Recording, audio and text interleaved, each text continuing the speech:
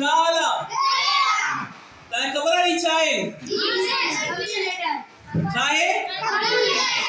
केड़ो calculator abacus ही ताए खबर आ त ही छाजे कम इंदो आ गणपति वेरी गुड गणपति सभनी का पेरा तो माता बताया त शुरू जे ॾींहनि में जॾहिं अञा गणपति शुरू थी हुई त माण्हुनि वटि गणपति जे लाइ का मशीन कोन हुई न तॾहिं ही अबाकस ठहिया पहिरियां असांजी ॻणण जी मशीन अबाकस आहे हाणे हिन में कीअं ॻणबो आहे माता करे थो ॾेखारियां ही ॻाढ़ो तव्हां सम्झो त इहे एकान इहे छा आहिनि मथियां एका ही पीला छा आहिनि अबाकस हीरा ही वाला ही ॻाढ़ा 100,000 का पो नीले का पो वेरी गुड हाणे सा हेठे बिंगे छॾे था ॾियूं छो इन्हनि जा मोटे खाना पूरा कोन्हनि के इहे सां छॾे था ॾियूं इहे सां कोन था काउंटिंग हाणे असांजो इहो माइंड में अची वियो त ही एका ॾहाका 100,000 10,000 100,000 मिलियन वेरी गुड शाबाश हाणे इनके काउंट करण जा असां एक तरीक़ो दा इस्तेमाल कयो काउंट कीअं कंदा हुया हाणे हे असांजा एकान न असां इने काउंट था कयूं 1 2 3 4 5 6 7 8 9 पर 9 का पोइ छा ईंदो आहे हां 10 में असां एको कढंदासीं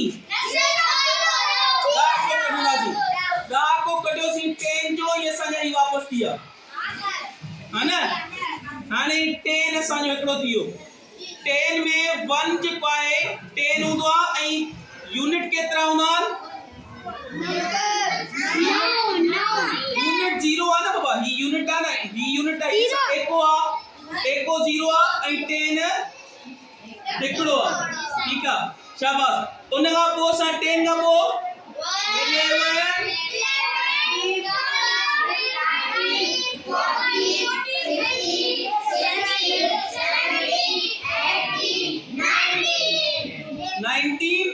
19 का पोछा थींदो ही वापस ईंदा हाणे वरी ॾिसो 20 में 10 केतिरा वेरी गुड ऐं एका केतिरा यूनिट केतिरा 0 शाबाश एतिरी त तव्हां सम्झ में अची हाणे मां तव्हांखे हिकिड़ो फिगर थो ॾियां उहो फिगर मां जंहिंखां पुछंदुमि उहो ॿुधाईंदो ठीकु आहे मां ही फिगर थो रखां हाणे तव्हांखे इहा ख़बर पइजी वई या त काउंट कीअं कबो आहे है न मां तव्हांखे फिगर थो रखां ही वारो ठीकु आहे एका ॾहाका 100,000 10,000 100,000 मिलियन हाणे आज़ाद ॿुधाईंदो त ही कहिड़ो अंग आहे 20 मिलियन 20 ऐं 3 मिलियन घणा थींदा आहिनि 23 मिलियन 400 खां पोइ 1000 ही आहिनि न त टई गॾे गणबा न बाबा 430 खां पोइ 1000 आहिनि 400 वेरी गुड 432,000 ॾिसो ही 23 मिलियन थिया 432,000 का पो 30 शाबाश 30 ये तो 100 जो खानो खाली है ना इहो आजाद सही बुधायो ॾिसो 23 मिलियन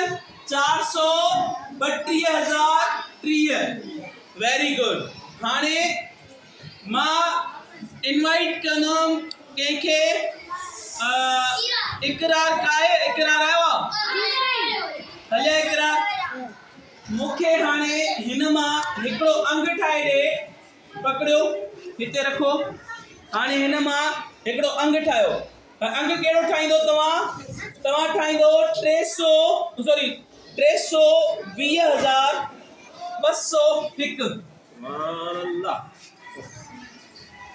320,201 201 320,000 पहिरियां ॾिसो त